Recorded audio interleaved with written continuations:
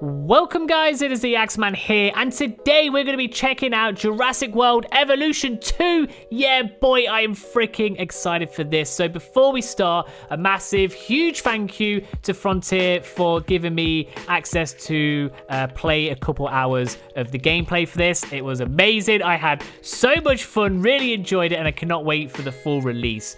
So what happened is a whole bunch of us content creators, we got together and they gave us like 2 hours or so to play an hour of the campaign mode and an hour of challenge mode, where we could experience the majority of the gameplay. We could find out what's new, what's different, what's changed, the new dinos and stuff, and it was an absolute blast. So I'm going to go through everything that I did, all the footage they captured for us. So I really didn't have to do anything, I just had to sit there and play, so it was like the easiest video ever to make. So let's start with the main menu. As you can see, there's a couple of different modes here. We have campaign, which is set place after Fallen Kingdom. So the dinosaurs are roaming all over Earth right now, all over all the countries. They're in like the real world, I guess. So the campaign, I'll go over that because that was really, really good. Challenge is you got parks with a set of challenges you have to kind of do and, you know, make these parks money and they don't shut down and stuff. You got your sandbox, which, you know, do what you want sort of thing. And then they have a chaos theory, which we didn't get to try out, but they told us what it was. The chaos theory lets players relive key moments of their favorite films, but with a twist. These levels are for what if scenarios for the player were they in control. So that sounds really cool. That sounds like we're going to be able to like play maybe if the first Jurassic Park, you know, the T-Rex never broke out or the power never went off, so maybe you could build your park based around that.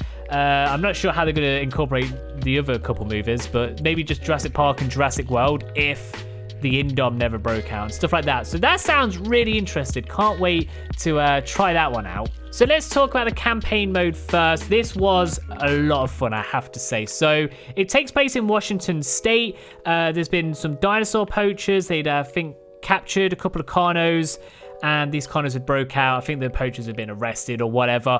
But your job is to round up these dinos that have escaped and bring them back up and check them out and treat them and whatever you need to do.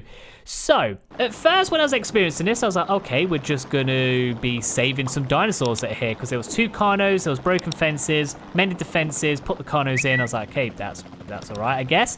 But then it was like, right, take the Jeep and follow these tracks, which I was interested in. So you get in a Jeep and you're following dead like carcasses, broken trees, and you're driving down a mountain, which is like, it just opens up this map. So the way they've done it is the top of the mountain is a buildable area, but then you can drive out of that and you're kind of in a sort of open world place. And it's so beautiful. It was honestly beautiful. I was driving and there was a random Gallimimus just running around in the bushes. And I was like, yo, that's cool. And then there was a trike just lying down, chilling. And then as I got to the bottom where the lake was, there was like a herd of Brachiosaurus. There was a herd of trikes. I think there was some more galleys. I drove into a compy by accident because I didn't see it. And then as I got to the bottom, an aloe comes out of the trees. It had a nice little cutscene. And I had to get in a helicopter and trank it out. Take it back up to where I was building at the start, treat him, make sure he was okay, find out what was wrong with him, and then build an enclosure and keep him safe. I thought that was really cool. So that's just one mission of the campaign. I loved that. I really liked going out myself, finding the dinosaurs, just seeing other dinosaurs, herbivores, just living in peace. It was just so amazing. I just, honestly, I loved that. I can't wait to do some more of the campaign.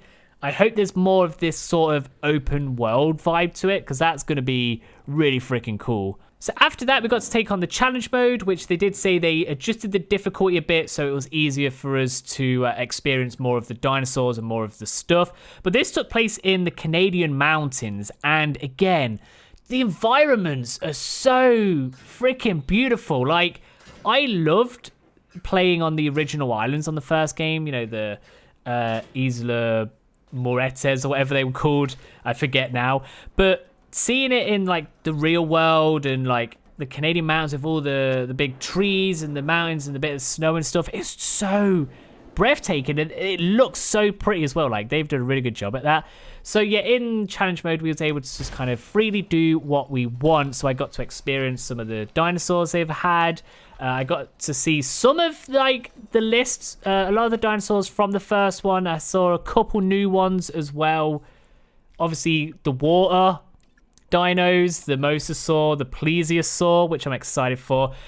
We did have a chance to play around with them, but I was so slow in kind of just looking after my park and just kind of casually playing it.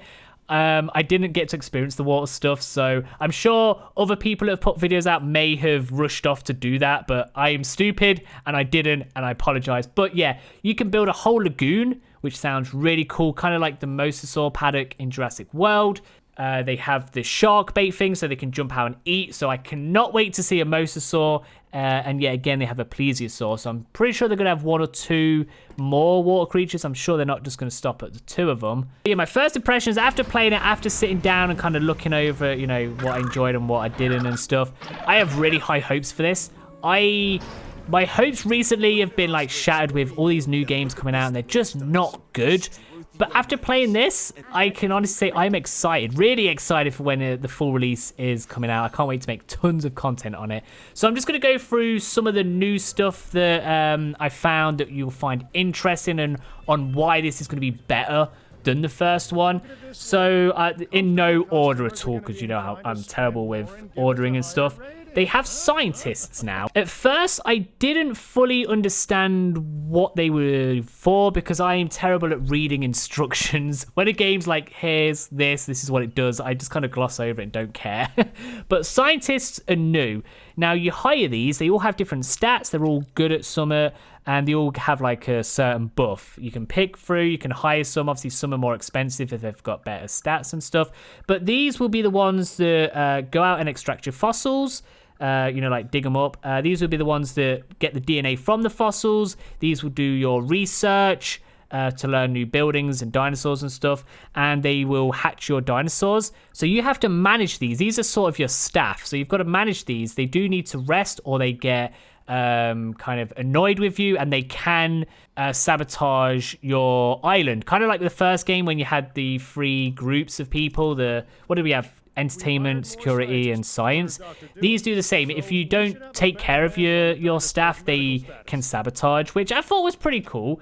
It took me a while to figure out about them all, though, because I was just making them work. You have to build like a little staff room, and you just click on them and say, hey, have a day off or whatever. But I liked this. It felt more a personal touch, like you knew who was working for you, and you could handpick your team. So I kind of really liked that. That was a really nice new thing they've added. Second, I want to talk about the hatcheries because I am so happy they revamped the hatcheries. So the hatcheries are where you incubate your dinosaur. So on the first one, you'd build your fences, you'd build your enclosure, you'd slap a massive hatchery on the side, which for some reason couldn't always place. It was always like a really difficult thing to do, especially as a lot of the maps were small on the first one. So you only need 1 hatchery for your whole park. You can do this with just 1 hatchery now. So you can incubate a dinosaur in there and then choose to either release it into the enclosure it's attached to or move them to another enclosure. So a helicopter will come and pick them out of like the grassy area and then pop them into your other enclosure. Simple as that. Amazing. Like, that is the best improvement that I would have asked for. I'm so glad they did that. And second, they have eggs now, which is even better. So I tried, I think, a Struthia mimus first. Got him incubating and it stopped at like 25%. I'm like, why is he not doing anything else? So I had to click on it and it brings up a list of eggs.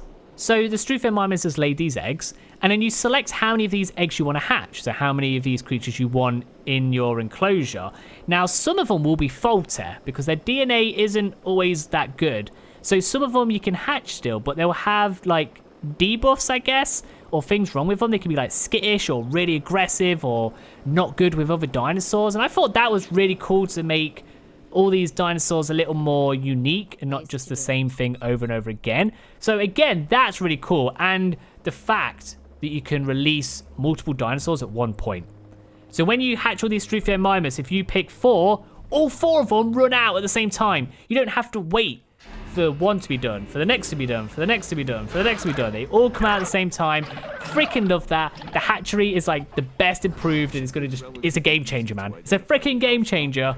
So next up we have the Rangers. They revamped that a little bit. So the Ranger station now is the Ranger Jeep and the helicopter. On the first game, they were 2 separate buildings, and I used to always get mixed up with which one I needed for what task. So this time, they're both in the same building, which I freaking love, so just thought I'd say that. And we also have ranger posts now. So to check on a dinosaur's well-being, usually on the first one, you just click it, and it'll say, you know, it's hungry, it's thirsty, it's not got enough space. This time, you need to actually observe your creatures. So you put a little ranger station in the enclosure. You set it to your ranger team, and every now and then they'll drive in, check on your dinos, and they'll tell you exactly how they're feeling, if they're happy, sad, sick, dying, whatever. Again, I like that. Just it gives it more input. Like, I feel like I'm part of the team. I feel like maybe I'm like the head manager, and they're reporting to me saying, hey, this dino needs this one needs that, this one needs more space. I thought that was really cool. We have a brand new building as well, like the hospital area, the medical center. I can't remember what it's called. You can drive an ambulance around. It's really cool. But this is a place that when a dinosaur gets sick, or if you want to examine it, you can trank it out and you can bring it over to this building, and it will put it in the courtyard. You can see it lying there unconscious and stuff. And it'll examine it. It'll tell you exactly what's wrong with it. And again, just it's a bit more micromanaging, I guess, but it feels, again, more input. Instead of just a notification popping up saying, oh, so-and-so's sick, and then you just click treat. And it was never anything special, was it? It didn't feel like much was going on. So now we have hospitals or medical centers. I like that. I welcome that new stuff. Next up, we have the customization of the shops, which I freaking love. I think this is a big step up. A problem with the first game was everything was so similar. Everything was the same. Every building looked the same. There wasn't any customization really at all. They've changed it a bit. It's not perfect, but it's way better. So now you can put your food building down, your burger shop. You can change the roof. You can change the door. You can change where the door is. If you want it on a corner, if you want it on the side, if you want it in the middle. You can change the outside to have tables, fossils, flags, lights, whatever. You can change, I think sometimes you can change like the windows. You can change something else. There's other stuff you can change, and I've just gone blank now. But yeah, you can change with that, and you can also paint it whatever color you want, which is really good. So hats off for that. It's really good. Not perfect, but definitely a step up and definitely a step in the right direction. So let's get on to the dinosaurs themselves. Obviously the most important part of the game. That's why we're all here. We all love Jurassic Park. We love the dinosaurs and stuff. From the dinosaurs I've seen, they all look top notch. Again, I never really had any problems with their dinosaurs in the first game. They really put a lot of effort into them. Again, not any problems with the ones I've seen. They all look amazing. I played around with the compies a lot. And I want to say it was fun just watching them run around and interact with each other. However, I did have a couple problems with some of the interactions. Again, with the compies, they would find each other and one would like end up behind the other compy, but the game would think they were still in front of each other. Just a random bug, a random hiccup. I'm sure that will be fixed before the full launch because, like I said, we had kind of an early access copy of this.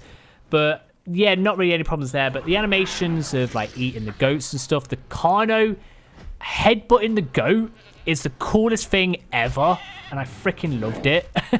I just had to keep watching it over and over again. I just loved that so much. More dinosaur stuff. Making them happy in their enclosures. They've changed that a little bit, but not too much. That's still the same sort of thing. You know, you need the right sand or like grass or mountainous areas, forests, floor, bushes, you know, all that kind of stuff. They normally need enough space. However, they actually have to check the enclosure out first now. So what I mean by that is you can click on your creature and it will show you where they've walked and what area they've checked out of their enclosure. So you can put the compy into an enclosure, and at the start, but I don't like this. But then it starts exploring. You see the map, like, it starts highlighting. You can see, oh, he's explored all this bit, and he starts getting happier and happier, which I thought was kind of cool. I don't know if it was necessary, but I enjoyed it. I was like, all right, this is where he's walked, he's explored all this, but you can add like a new part on, and it will take a while for him to be happy because he actually doesn't know there's a new section on there. So I think that is all the new stuff and the parts I can talk about. Again, had a lot of fun. Really looking forward to making a whole playthrough and loads of content on this like we did the first one. So new dinosaurs, they didn't show us all the new dinosaurs. I think I saw maybe one that I didn't recognize. He was a carnivore. I think his name began with X or something. They have Mosasaur, Plesiosaur. We got the Flyers, Tranodons, Deinonychus. We've obviously got all the, T-Rexes, your Raptors, all the classics as well. Super excited for this. But again, thank you very much to Frontier for letting me play this, let me get like first hands-on experience. It was tons of fun. Really enjoyed it. So yeah, make sure you're liking the video, you're subscribing so you don't miss out when more of these comes, because hopefully we get a bit of early access and we could do some videos on this before it's released or something. I believe the release date is the 9th of November. That's it. The 9th of November is their scheduled release. It looks like it's all going to plan and we're full steam ahead for that. So yeah, thank you very much for watching and I hope you enjoyed it. And yeah, I will catch you all in a little bit. See you later.